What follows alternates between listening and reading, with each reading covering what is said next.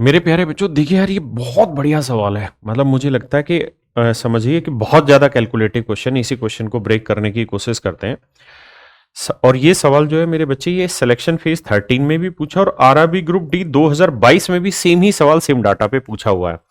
तो एडिक्यूटी पैटर्न पे जो सवाल आ रहे हैं, ऐसा नहीं है कि वो नए सवाल है, वो भी पुराने ही सवाल है। देखिए, सवाल में कह रहा है कि एक दुकानदार है जिसने एक आर्टिकल ए और बी खरीदा 2540 रुपए में, यानी दोनों आर्टिकल का कॉस्ट प्राइस 2540 है। एक पे 15% का प्रॉफिट और दूसरे पे लॉस है 25% का। और कहता है ए का जो सेलिंग प्राइस है वो बी से 109 रुपए ज्यादा है। तो बताइए उसको ओवरऑल प्रॉफिट परसेंट या लॉस परसेंट की वैल्यू क्या होगी। ओवरऑल प्रॉफिट या लॉस क्या होगा, मैं इसे 4 तरीकों से एक्सप्लेन करूंगा ताकि आप ये समझ पाएं कि पेपर में ऐसे सवालों को कैसे करते हैं। पहले मैं डिटेल समझाता हूं ताकि आप लैंग्वेज समझ पाए। मैं मान लेता हूं यार कि ए का कॉस्ट प्राइस ए है और बी का कॉस्ट प्राइस बी है, और दोनों का जो ओवरऑल कॉस्ट प्राइस है वो है 2540। आपने कहा जी ठीक है। अब कह रहा है कि ए जो है वो एक 15% प्रॉफिट पे बेचा गया। मतलब ए का जो भी कॉस्ट प्राइस था अब उसे उसके 115% पे बेचा गया। और कहता है बी को 25% के लॉस पे बेचा गया। तो 100% में 25 गया, 75% कॉस्ट प्राइस पे बेचा गया। और कह रहा है पहले वाले का जो सेलिंग प्राइस है वो दूसरे के सेलिंग प्राइस से 109 रुपए ज्यादा है। ये दो कंडीशन मेरे बच्चे सवाल में हमें दे रखी है। अब हमें देखना है कि हम सवाल को कितना जल्दी से तोड़ पाते हैं। ये 115% था। अब जरा मेरी बात को ध्यान से समझना। परसेंट का मतलब होता है बटे 100। अगर मैं सबको 100 से गुना कर दूंगा तो आप कहेंगे कि ये आ जाएगा 115 ए, ये आ जाएगा 75 बी, और 100 से इधर गुना करेंगे यानी 115 ए माइनस 75 बी, और ये आ जाएगा 109 के आगे डबल जीरो। अब हम दोनों इक्वेशन को सोल्व करेंगे, ए और बी की वैल्यू निकालेंगे। मैं पूरा एक एक तरीके से एक्सप्लेन करूंगा ताकि आप समझ पाएंगे कि पेपर में इन सवालों को कैसे कैसे टैकल किया जा सकता है। तो देखिए मेरे दोस्त, अब मैं क्या करता हूं, इनके कोफिशिएंट इक्वल करने तो 75 से इधर मल्टीप्लाई कर देता हूं, 75 से इधर मल्टीप्लाई कर देता हूं, 75 से ही इधर मल्टीप्लाई कर देता हूं। तो इसका फायदा ये होगा कि ये प्लस 75 भी है माइनस 75 भी है तो कैंसिल हो जाएगा।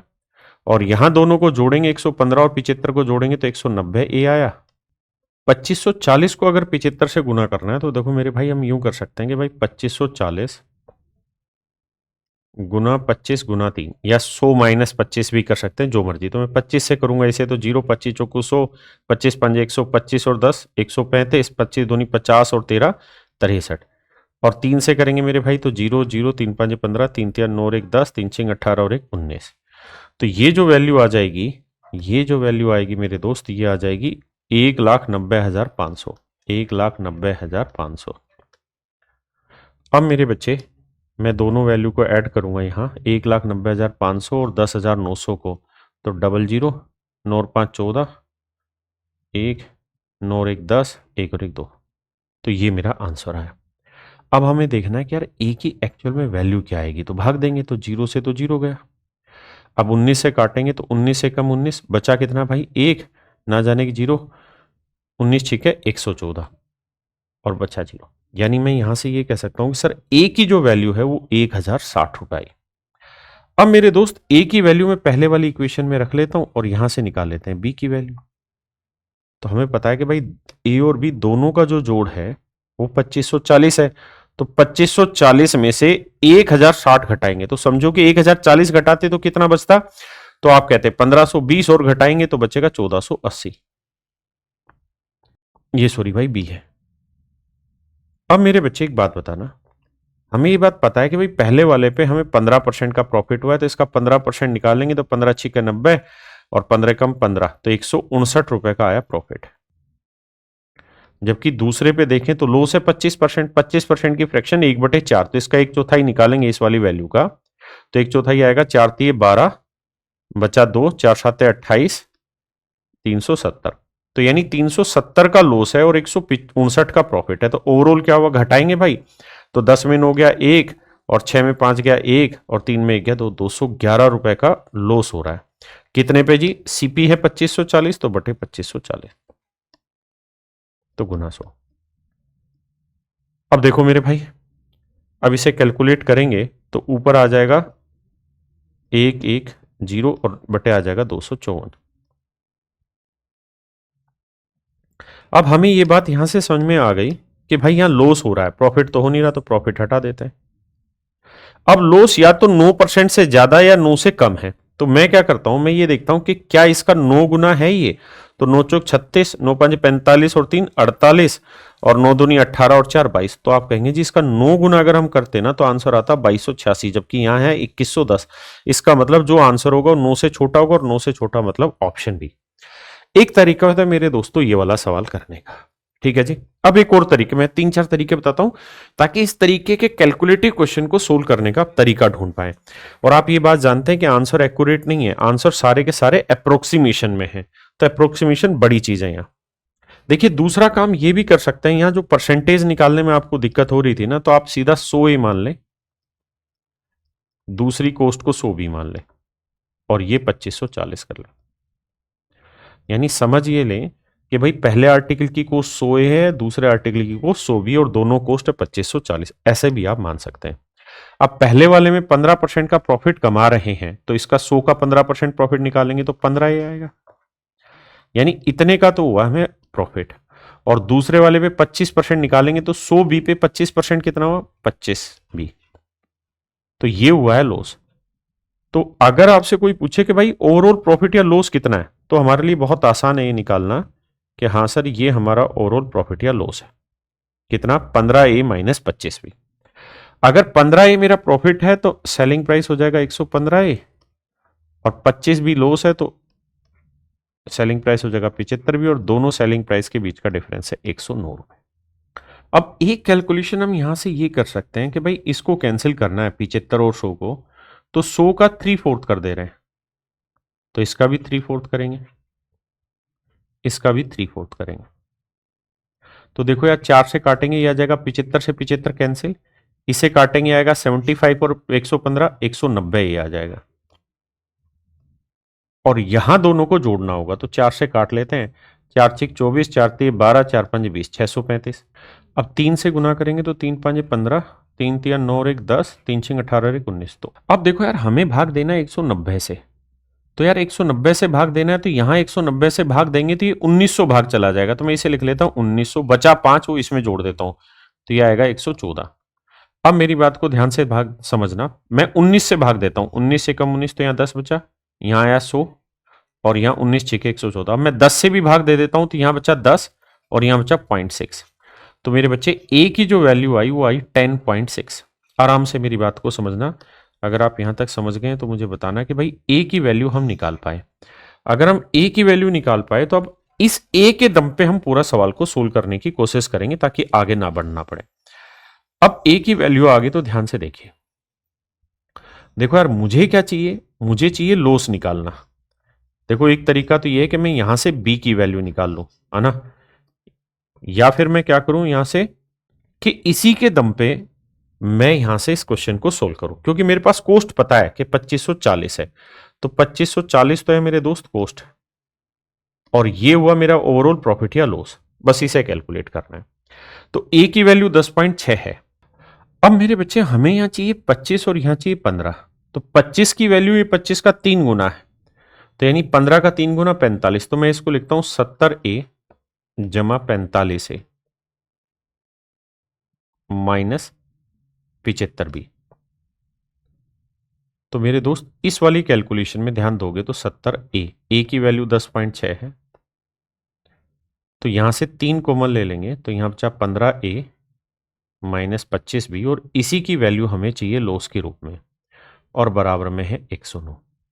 तो हमें जो वैल्यू निकालनी है वो निकालनी है इस वाले पोर्शन की, इतने हिस्से की। तो क्या करें भाई, 70 से इसे गुना करेंगे, डेसिमल हट गया, 7 छिंग 42 इधर लाए जाएंगे, तो 7 छिंग 42 और 7 4 742 आया। ये माइनस का हुआ, घटाएंगे मेरे भाई, तो 12 में से 9 गया, 3 आया, और यहाँ 3 आया, और यहाँ 7 में 1 गया, 6 आया, 633 माइनस का है। फिर 3 से काटेंगे तो ये आया 3 दूनी 6, 3 एकम 3 3 3, यानी हम कह सकते हैं कि जी 15A माइनस 25B की जो वैल्यू है वो माइनस 211 है। तो भाई पता चला माइनस 211 का ओवरऑल लॉस है 2540 पे, तो 100 पे कितना। अब वही सेम कैलकुलेशन हो गई जो हम कर रहे थे पीछे वाले टाइप में कि ये इसका 9 गुना या 9 गुने से कम है, तो आप कहेंगे 9 गुने से कम है, यानी लॉस आ गया बी, ऑप्शन बी राइट। ठीक है, अब मैं इसका एक और तरीका समझा रहा हूं आपको कि हल्का सा अगर मतलब तुक्केबाजी लगाई जाए तो सवाल और आसानी से ब्रेक हो सकता है। देखिए दोस्त, अगर मान लीजिए मैं आपको कोई दो इक्वेशन दूं, एक इक्वेशन देता हूं 3a plus 4b equal to मान लेते हैं 15 है, और दूसरी इक्वेशन में देता हूं, कुछ भी लिख लेता हूं, 5a minus 3b equal to 20 लिख दे रहा हूं। तो बहुत बार क्या है कि जब हमें कंपैरिजन ही चाहिए होता है लास्ट में, कंपैरिजन मतलब हमें परसेंटेज प्रॉफिट ना परसेंटेज फ्रैक्शन रेशियो ही चाहिए होते हैं, तो वहां हमें रियल ए और बी की एक्चुअल वैल्यू लेने की जरूरत नहीं है।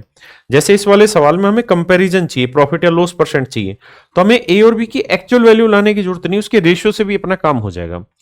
तो अगर रेशियो निकालना हो तो एक काम यह है कि इन दोनों को इक्वल कर लो। कैसे? 15 और 20 कैल्शियम 60, तो इधर 4 से कर दो, इधर 3 से कर दो, बस सिंपल।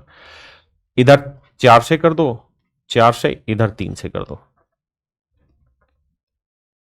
ध्यान से मेरी बात को समझना। अब मैं माइनस कर दे रहा हूं, माइनस माइनस प्लस या माइनस, तो यहां 4 3 12, यहां 5 3 15, 15 में 12 गया, माइनस 3 आया। और यहां 4 चौक 16 और 3 3 9, 16 और 9 मेरे भाई कितना आया? 25 भी आया। और इधर आएगा 0 क्योंकि बराबर हो चुका है, तो ये 3a उधर जाएगा तो प्लस का हो जाएगा, तो 25b बराबर 3a। तो यहां से a और b का रेशियो निकाला जा सकता है, वो आ जाएगा 25:3। तो ये हिस्से बराबर करके हम रेशियो भी फाइंड आउट कर सकते हैं, लेकिन ये सारा डिपेंड ये करता है कि हम सवाल में कितनी चतुराई से सोच पाते हैं। जैसे इस सवाल पर आइए, इस सवाल ने कहा कि भाई एक दुकानदार ने ए और बी नामक दो वस्तुएं कुल 2540 रुपए में खरीदी, यानी अगर मैं मान लू 100A प्लस 100B उनकी प्राइस, तो कहता है 2540 में उसने चीज खरीदी। बिल्कुल ठीक है।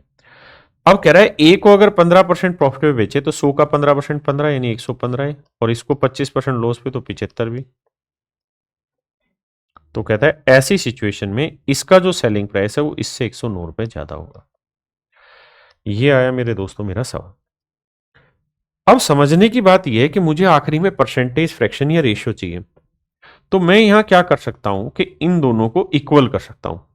लेकिन दिक्कत यह है कि 109 एक प्राइम नंबर है, और 109 से 254 का कोई रिलेशन बन नहीं रहा है ना, तो यहां वो मेथड यूज करना थोड़ा रिस्की हो जाएगा। लेकिन हम एक काम कर सकते हैं, और वो ये कि अगर मैं इसके अंदर अपनी तरफ से 18 जोड़ दूं, क्योंकि बहुत बड़ा फर्क नहीं पड़ रहा है, सिर्फ 18 जोड़ रहे हैं। हाँ, लेकिन मैं ये मानता हूं कि आपके लिए मुश्किल हो सकता है मानना, लेकिन फिर भी एक नई चीज सीखने में कोई बुराई नहीं। हो सकता है किसी कोई सवाल ऐसा लेंदी फंसे तो आप ये अप्रोक्सीमेशन का मेथड लगा के जल्दी से सोल्व कर पाए। तो अगर मैं ये 109 में 18 जोड़ लूं यानी 127 कर दूं, 127 कर दे रहा हूं, तो इसका फायदा ये होगा कि 127 का डबल ही तो है 254, यानी इसे 20 से गुना करते ही ये दोनों बराबर आ जाएंगे। तो इसे 20 से गुना कर दे रहे हैं, इधर भी 20 से गुना कर दे रहे हैं, अब माइनस कर दे रहे हैं, minus minus minus plus minus, तो ये कैंसिल हो जाएगा। मैंने कहा ये मैंने 18 बढ़ाया, वो बढ़ा मतलब उसको सेट करने के लिए ही है, लेकिन ये तभी करना है जब ऑप्शन में अच्छा खासा डिफरेंस हो, जैसे यहां 9.5 और 8.3 अच्छा खासा डिफरेंस है। अब देखिए यार, अब यहां 100 ये है, यहां 15 दूनी 30, 230, यानी इसको सोल्व करोगे तो ये आएगा 230 के आगे एक जीरो, यानी 2300 माइनस का है और प्लस का 100 है, तो आप देखोगे तो ये आ जाएगा माइनस का 2200 माइनस का 2200। जबकि यहां बात करें तो 75 दूनी हुआ 150, ये आया 1500, 1500 और 100 1600, तो ये आया प्लस का 1600 भी, उधर ले जाऊंगा तो आ जाएगा प्लस का 1600 भी, मैं लिख देता हूं। अब आप जानते हैं इक्वल टू 0 है, 2 जीरो पूरे से कॉमन ले देंगे, फिर 2 भी कॉमन ले देंगे तो 11, ये 8 आया, तो भैया ये 11 इधर रख लो, 8 भी उधर ले जाओ। यहां से अगर आप रेशियो निकालोगे ए बी का, तो आप देखोगे वो रेशियो आ गया 11:8, 8:11, यानी ए का कोस्ट 8 है तो बी का कोस्ट आया 11। अब पहले वाले में कह रहा है कि भाई पहले वाले में 15% प्रॉफिट है, तो 8 का 15% 120 यानी 1.2 का प्रॉफिट है। अब यहां मेरे भाई 25% लॉस है, तो 11 गुना 25 होता है 275, यानी -2.75 का लॉस, यहाँ 1.20, तो इतने का प्रॉफिट है और इतने का लॉस, तो ओवरऑल क्या है 275 में 120 गया तो -155 आया, यानी -1.55 का लॉस। तो 1.55 का लॉस है किस पे, सीपी कितना हुआ 8 और 11 19 पे, तो 100 पे कितना। तो पहली बात तो लॉस है, प्रॉफिट वाले आंसर कैंसिल हो गए। अब 2 जीरो से डेसिमल हट गया, 19 8 152, तो 8 पॉइंट समथिंग आएगा, और 8 पॉइंट समथिंग ऑप्शन बी ही मेरा राइट आंसर। लेकिन ये थोड़ा सा तुक्केबाजी वाला तरीका हो जाएगा, लेकिन जब आपके पास कोई ऑप्शन ना हो, डिटेल ही करना हो, तो फिर आप इस तरीके से सवाल को कर सकते हैं, ये भी एक मेथड होगा। और देखो आपको ये समझना होगा, जब कोई क्वेश्चन लेंदी हो जाता है, यानी उसमें इक्वेशन बन जाती है, तो उसको करने का कोई दूसरा विकल्प नहीं, फिर करना ही पड़ता है उसको। तो हमें ये देखना होता है कि हमारे पास कौन कौन से तरीके हैं जिसके थ्रू हम उस विकल्प को तोड़ सकते हैं, मतलब चीजें बना सकते हैं। तो मैंने ये एक अच्छा सवाल है, अगर आपके पास इससे भी बेटर कोई तरीका है तो कमेंट करके जरूर बताइए भाई मुझे।